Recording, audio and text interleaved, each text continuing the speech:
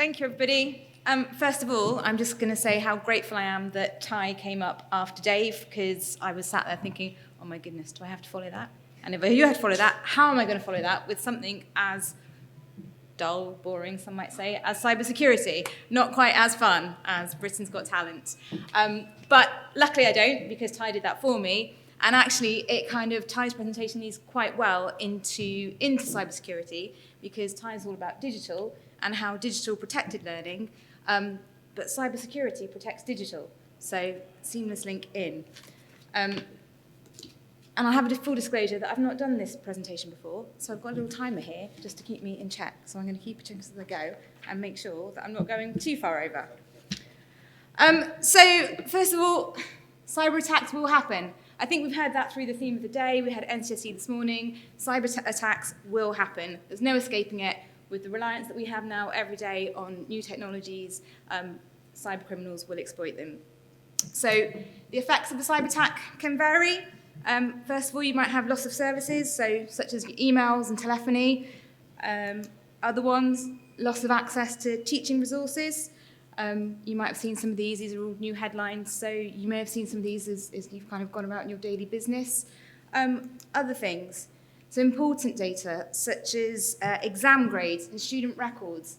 And these are things that, we can't get back. Once it's gone, it's gone. And no matter how much money you kind of plug into cybersecurity, you will never recover from the emotional impact of somebody losing all of their hard work of coursework or even teaching, like lesson plans. And I know that. I used to be a trainer, and somebody came into work one day and deleted all of my lesson plans. I was like, well, now how am I going to get, what am I going to do next? Because all of that resource and all that time and effort that goes in that you just can't get back. And then, so student records, but in the most severe cases, then schools will close. And it might be temporary closure, and in some cases, it could be a permanent closure. And that, obviously, absolutely would be the worst sort of devastation ever for a school to close as a result of a cyber attack. And that's why we're here today talking to you about it. In the past 12 months, incidentally, so between January and December 2021, Action Fraud received 231 reports of cyber incidents from the education sector.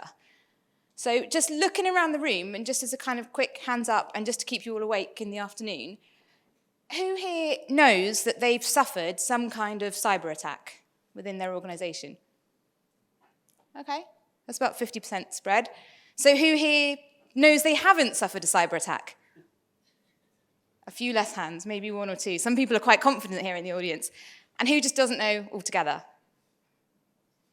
I think that makes up the middle. So we've got a variance of some do, some don't, and some just don't know. And that is reflective across schools as a whole. So how do attacks happen, and who's responsible for the mitigation? The truth is, and I think as we've heard it before, the truth is everybody. So it's not just about technical solutions, it's about the human behaviour as well. And I think Ty mentioned about culture change, and it really is about culture change because everybody's got their part to play. It is quite easy to kind of recognise a cybersecurity attack as a result of a technical failure, but it is much harder to determine the human failure in this aspect.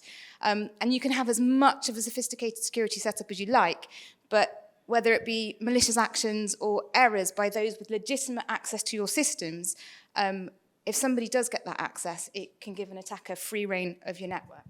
So attacks can fall into two broad categories. Again, if you were here for the NCSE's presentation this morning, you would have seen this. And it can be from the internal side. So it might be a disgruntled staff member. It might be an accident due to lack of awareness by somebody. And of course, insider threat from students, whether that be malicious or curious. Either way, this could happen. And we're all aware of the external threat. So, global threat actors that are trying to kind of look for a financial gain by exploiting vulnerable systems. Phishing, arguably, they fit between the two. So phishing may start off as an external attack, but it is actually reliant upon the actions of the person within the organisation that will determine whether or not you fall victim to a phishing attack. And somebody asked a question on the panel today. I'm here with my colleagues who are on the DfE panel, and somebody put in there about what are the common attacks that we see in schools. And we didn't get a chance to answer that. And I was quite relieved, actually, because I'm going to cover it now. So hopefully whoever's asked that question is still here in the audience, and we'll have a look at the different types of attacks.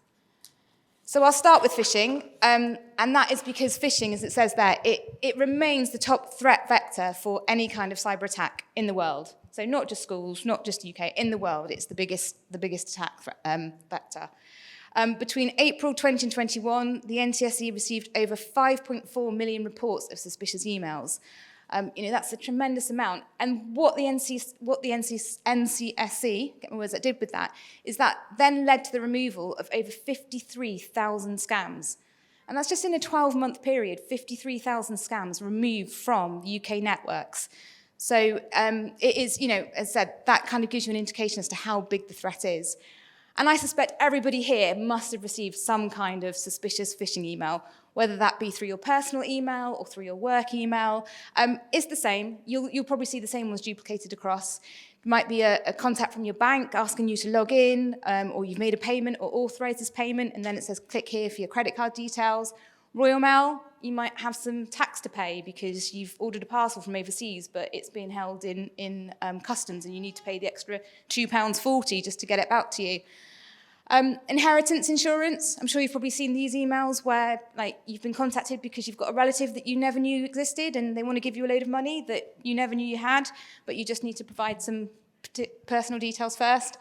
And then more recently, the NHS track and trace.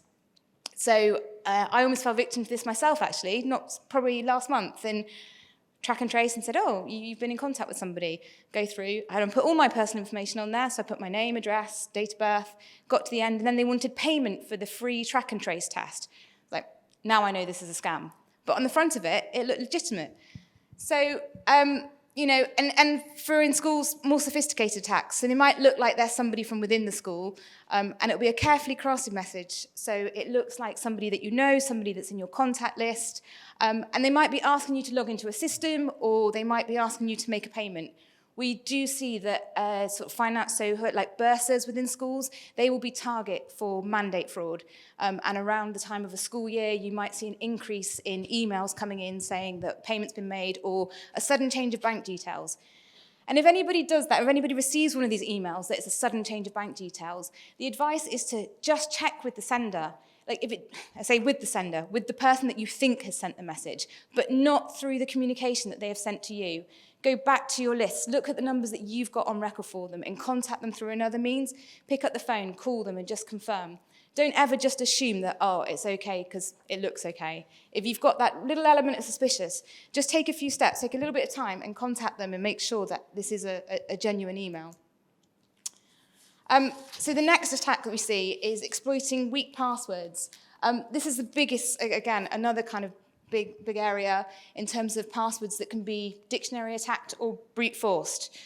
So dictionary attacks is what it says on the tin. So it's just a method of compromising passwords by systematically entering common words or phrases. And what the hackers do is that they will create these dictionaries and then they'll amend the words with special characters. And then they will put these out on the web for people to find. People can take them and they'll just run it through the system and they'll try and get in that way. Brute force attacks differ in that it's kind of a large number of possible permutations of a word. So instead of just sort of being a kind of predefined collection of terms, they'll go through A1, A2, A3, A4, B2, B3, B4. That's my little 10-minute reminder there. I'm not even halfway through, so I better speed up a bit. And they'll attack you that way. So, and of course, if you're a user using the same password, I won't ask you to put your hands up. I'm just going to assume that most people do because we're all human and that's what happens. But if you use the same password across different applications, then of course you're going to be more vulnerable to attack as she speeds through. So if you want to check if your password might be in a dictionary list somewhere, and if your password is up on here, it absolutely is in a dictionary list. And if it's up on here, change it quickly, please. And when I say change it quickly, please, don't just put a 1 or an explanation or a 0 instead of a 0 instead of a O. Change it to something completely different. And then you can also have a look on a site called Have I Been Pawned? So if you go to the site and have a look at that, you can put in your phone number, you can put in your email address, and it will tell you whether or not your accounts have been compromised, and in which case the password that you use on that account, has been compromised. So change it as soon as you can. Unpatched systems. Again, one of the biggest things that we see. So unpatched systems in terms of something's been released and it's a bit out of date. Criminals are continuously looking for exploits in unpatched systems, as are researchers. The problem is that criminals want to use this for bad because they want to attack the system through the vulnerability, whereas researchers do it for good and they want to notify the manufacturer to say, hey, you need to fix this, I found an error. And excuse the techie people here, but techie and geeky people love to find errors in other people's kind of technology. They will do whatever they can to find it. And sometimes there's a financial gain for that as well. But anyway, I'm running out of time, so I'll move on. The issue is that when these vulnerabilities have been found, and you go back to the manufacturer and the manufacturer releases a patch, there is a time delay. If you don't patch your system as soon as possible, then the exploit is out there because it's publicized, because the manufacturer has released the patch. Therefore, criminals know that, hey, we can compromise this now because people don't patch straight away.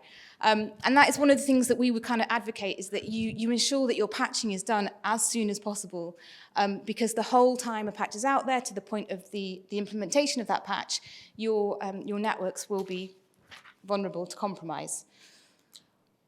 Next thing, exploiting legacy systems. So that's kind of similar to patching in the fact that rather than it being unpatched because there is a patch to be had, these are no longer supported by the manufacturers, so you can't patch it. This is a big problem for schools, and we know this was a big problem for CE. A lot of schools fail to reach CE because they've got legacy equipment, and therefore completely, you can't reach that full standard.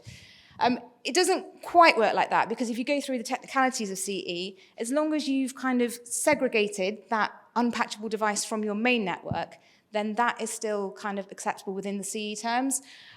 But again, it is something to be aware of, and the cost to replace, obviously, legacy equipment is huge, and we all know that schools are limited in their resources, so we do know that is a difficulty. But again, network segregation will help with this, and it will help remove that vulnerability.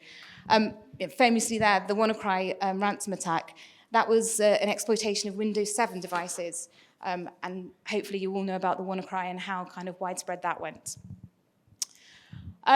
And that kind of leads on to say, as an example for kind of network segregation, if you can imagine, if you've just got a flat network, which is that first diagram there, flat network, somebody goes in, they've got access to all areas, they've got access to absolutely everything. But if you can separate your network, and if you can kind of, separate your legacy equipment from the main network, if somebody does manage to exploit that legacy equipment through an unpatchable device, they haven't got access to your key information, your key data, and so therefore you'll be more protected. Same with user controls as well. We find through the DfE that a lot of people come to us, and when we talk to them, you find that the teachers have got the same level of access as the IT staff. And that means if you compromise a teacher's account, not only can you, go and have a look at the lessons, you can go in, you can add users, you can change passwords, you've got access to the entire system. And I'm going to hazard a guess that there aren't many teaching staff that actually do all the IT for all the schools.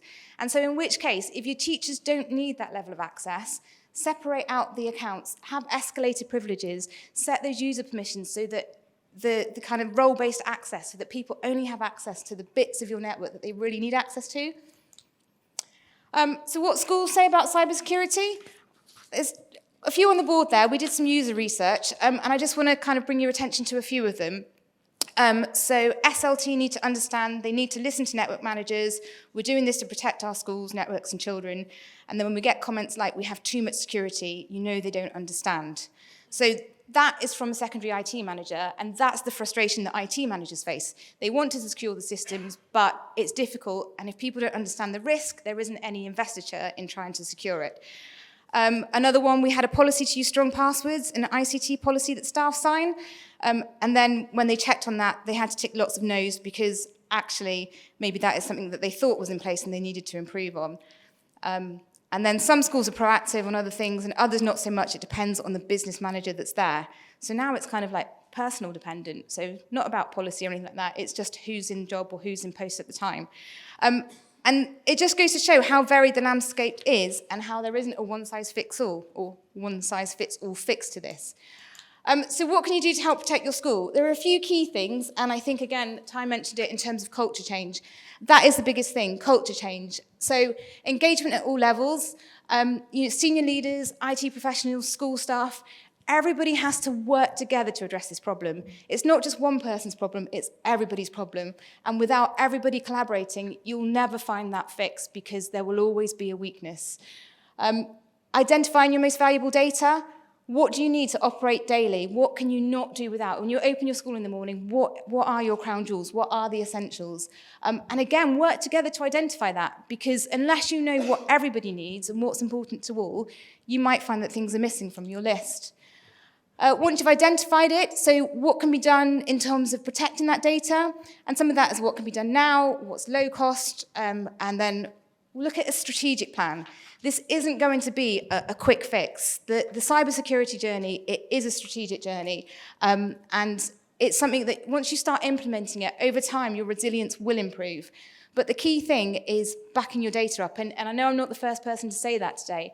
And the NCSC mentioned about their 3-2-1 rule.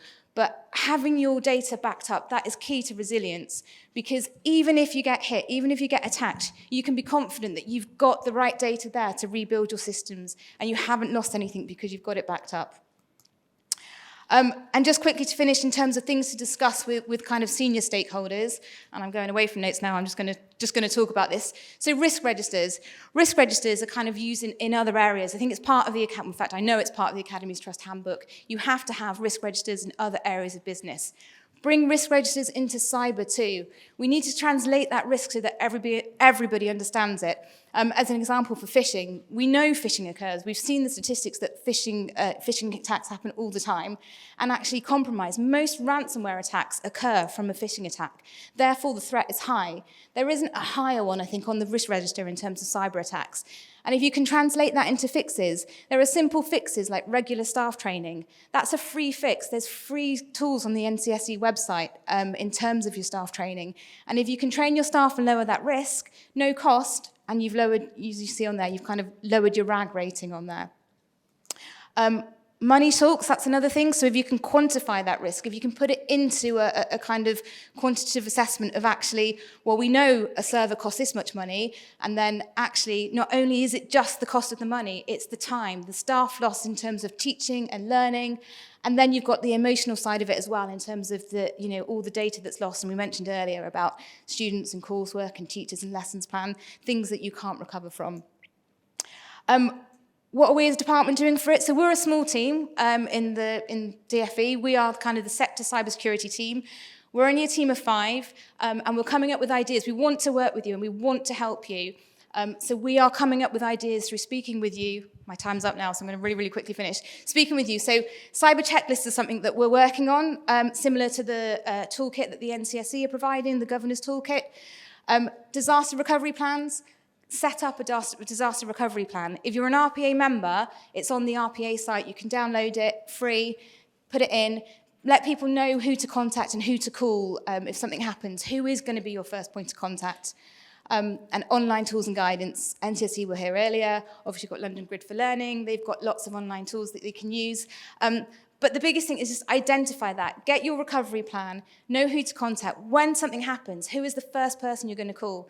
And ask yourselves that question so that you know when you go back to your settings, you've got a plan in place. And even if it is just a telephone number of whoever is that responsible person, have that. That's your starting point, and work from there. And there isn't any time for questions, but we are here at the end if you'd like to.